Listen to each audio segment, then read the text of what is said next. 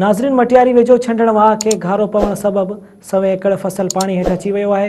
इन हवाले सां असां सां टेलीफोन लाइन ते मौजूद आहिनि मेहरान टीवी जे रिपोर्टर बाबू ख़ासकेली। जी बाबू, वधीक कहिड़ा तफ़सील आहिनि? जी बिल्कुल, तव्हांखे ॿुधाईंदो हलां त मटियारी भरिसां छंडण मोड़ीअ खे जेको घारो लॻी वियो। शहमी रही वसी वटां छंडण मोड़ीअ खे 40 फुट खां मथे घारो पइजी वियो, जंहिं कारण बीठल फसल पाणी हेठि जेको अची वियो आहे। मेन रोड़ी केनाल में पाणी ओवरटॉप थियण जे करे पाणी छंडण वाह में छोड़ कयो वियो, जंहिं कारण घारो लॻी वियो आहे। पाणीअ जो ज़ोर घटाइण लाइ मेन रोड़ी केनाल मां ज़ोरदार बंद जेको ॾिना विया। घारे वारी जॻह ते SDO इरीगेशन अब्दुल मुस्तफ़ा मेमण पिणु पंहिंजे एमएलए सां जेको सुबुह पहुची वियो हो।